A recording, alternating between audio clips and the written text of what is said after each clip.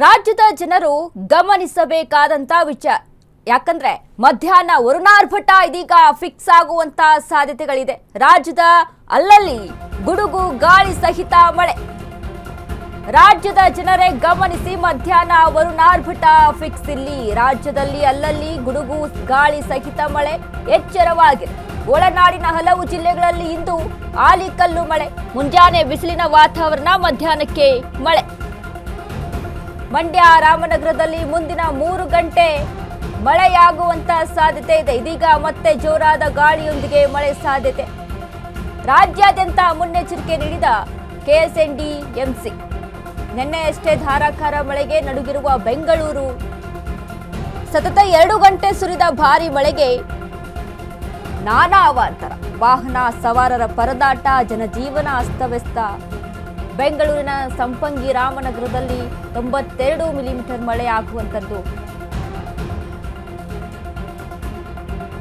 ರಾಜ್ಯದ ಜನ ಗಮನಿಸಬೇಕಾಗುತ್ತೆ. ಹವಾಮಾನ ಇಲಾಖೆ ಮೊನ್ನೆ ಅಷ್ಟೇ 4 ದಿನಗಳವರೆಗೆ ಸತತವಾಗಿ ಮಳೆ ಆಗುತ್ತೆ ಅನ್ನುವಂಥ ಒಂದು ವರದಿಯನ್ನ ಕೊಟ್ಟಿತ್ತು. ಯೆಲ್ಲೋ ಅಲರ್ಟ್ ಅನ್ನ ಘೋಷಣೆ ಮಾಡಿತ್ತು. ಇದು ನಿನ್ನೆ ಸುರಿದಂಥ ಮಳೆಯನ್ನ ಗಮನಿಸಿದ್ರೆ ಇದು ಯೆಲ್ಲೋ ಅಲರ್ಟ್ ಅಲ್ಲ, ರೆಡ್ ಅಲರ್ಟ್ ರೀತಿಯಲ್ಲೇ ಕೂಡ ಅಲ್ಲಿ ಮಳೆ ಸುರಿದಿರುವಂಥದ್ದು ಕಾಣಿಸ್ತಾ ಇದೆ.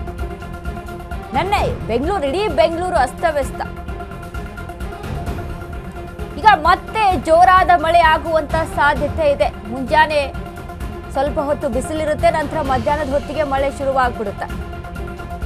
ಇದಕ್ಕೆ ಕೆಲವೊಂದು ಜಿಲ್ಲೆಗಳಲ್ಲಿ ಮಂಡ್ಯ, ರಾಮನಗರ ನೆಲವು ಸಹಿತ 3 ಗಂಟೆಯಲ್ಲಿ ಮಳೆ ಆಗುವಂತ ಸಾಧ್ಯತೆ ಇದೆ ಅಂತ ತಿಳಿದು ಬರ್ತಾ ಇದೆ. 92 ಮಿಲಿಮೀಟರ್ ಮಳೆ ದಾಖಲಾಗಿದೆ ಬೆಂಗಳೂರಿನ ಸಂಪಂಗಿ, ರಾಮನಗರದಲ್ಲಿ. ಇನ್ನು ಆಲಿಕಲ್ಲು ಮಳೆ ಸುರಿಯುವಂತ ಸಾಧ್ಯತೆ ಹೆಚ್ಚಾಗಿದೆ. ವರುಣಾರ್ಭಟ ನಿನ್ನೆ ಬೀಸಿರುವಂತಹ ಗಾಳಿಯನ್ನ ನೋಡಿದ್ರೆ ನಾವು ಕೆಲವೊಂದು ಮನೆಯ ಚಾವಣಿಗಳೆಲ್ಲ ಕಿತ್ಕೊಂಡು ಹೋಗ್ಬಿಟ್ಟಿದ್ದಾವೆ. ಅಲ್ಲಿಯವರೆಗೂ ನೋಡಿ, ಅಲ್ಲಿ ಗಮನಿಸ್ತಾ ಇದ್ದೀವಿ ನಾವು, ಮರ ಬಿದ್ದು ಅಲ್ಲಿ ಹೇಗೆ ವಾಹನ ಜಖಂಗೊಂಡಿದೆ ಅಂತ. ನಿನ್ನೆ ಸುರಿದಿರುವಂತಹ ಮಳೆಗೆ ಆಗಿರುವಂಥ ಅವಾಂತರಗಳಿವು. ಹಾಗಾಗಿ ಸಾಕಷ್ಟು ಎಚ್ಚರಿಕೆಯಿಂದ ಇರಬೇಕು ಜನ. ಈಗ ನೋಡಿ, ಬೆಂಗಳೂರಿನಲ್ಲಿ ನಿನ್ನೆ ಬೌರಿಂಗ್ ಆಸ್ಪತ್ರೆಯಲ್ಲಿ ಗೋಡೆಯ ಕುಸಿತ ಏನಿದೆಯಲ್ಲ, ಅದರಿಂದ ಅಲ್ಲಿ 7 ಜನ ದುರ್ಮರಣವನ್ನ ಹೊಂದಿದ್ರು. ಈ ರೀತಿಯಾಗಿ ಆಗುವಂಥ ಸಾಧ್ಯತೆ ಹೆಚ್ಚಾಗಿರುತ್ತೆ. ಹಾಗಾಗಿ ಮಳೆ ಆಗ್ತಾ ಇದೆ ಅಂತ ಮರದ ಕೆಳಗಡೆ ನಿಲ್ಲುವಂಥದ್ದಾಗಿರ್ಬೋದು, ಯಾವುದಾದ್ರೂ ಮನೆಯ ಗೋಡೆಯ ಪಕ್ಕ ಹೋಗಿ ನಿಲ್ಲುವಂಥ ಕೆಲಸ ಮಾಡುವಂಥದ್ದು, ಇದನ್ನೆಲ್ಲ ದಯವಿಟ್ಟು ಮಾಡ್ಲಿಕ್ಕೆ ಹೋಗಬೇಡಿ. ಯಾಕಂದರೆ ನಿನ್ನೆ ಆಗಿರುವಂಥ ಅವಾಂತರವನ್ನು ಗಮನಿಸಬೇಕಾಗುತ್ತೆ. ಮರದ ಕೆಳಗಡೆ ಹೋಗಿ ನಿಲ್ಲುವಂಥ ಕೆಲಸ ಮಾಡಬೇಡಿ. ಆದಷ್ಟು ಮನೆಗೆ ಹೋಗಿ ತಲುಪುವಂಥ ಕೆಲಸವನ್ನು ಮಾಡೋದು ಬೆಟರ್.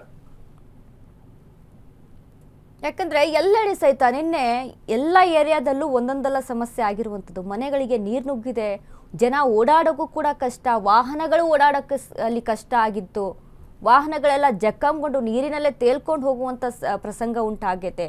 ಈ ರೀತಿಯಾಗಿ ಆಗಿರೋದ್ರಿಂದ ಇದೀಗ ಏನು 4 ದಿನ ಸತತವಾಗಿ ಮಳೆ ಬರುತ್ತೆ ಅನ್ನುವಂಥ ಒಂದು ಹವಾಮಾನ ವರದಿ ಇತ್ತಲ್ವಾ, ಈ ಒಂದು ಹಿನ್ನೆಲೆಯಲ್ಲಿ ಇವತ್ತು ಸಹಿತ ಮಧ್ಯಾಹ್ನದ ಹೊತ್ತಿಗೆ ದೊಡ್ಡ ಪ್ರಮಾಣದ ಮಳೆ ಆಗುವಂಥದ್ದು, ಗಾಳಿ ಸಮೇತ ಮಳೆ ಆಗುವಂಥ ಚಾನ್ಸಸ್ಗಳಿದ್ದಾವೆ. ಇನ್ನು ಆಲಿಕಲ್ಲು ಮಳೆ ಆಗುವಂಥ ಚಾನ್ಸಸ್ಗಳಿದ್ದಾವೆ. ಹಾಗಾಗಿ ಜನ ಆದಷ್ಟು ಮನೆಗೆ ಬೇಗನೆ ಹೋಗಿ ಸೇರಿಕೊಳ್ಳುವಂಥ ಕೆಲಸ ಮಾಡಬೇಕು. ತುಂಬ ಎಚ್ಚರಿಕೆಯಿಂದ ಇರಬೇಕು. ಮರದ ಕೆಳಗಡೆ ಯಾವುದಾದ್ರೂ ಬಿಲ್ಡಿಂಗ್ ಪಕ್ಕದಲ್ಲಿ, ಗೋಡೆಯ ಪಕ್ಕದಲ್ಲಿ ನಿಲ್ಲುವಂಥ ಕೆಲಸಗಳನ್ನು ದಯವಿಟ್ಟು ಮಾಡಬೇಡಿ.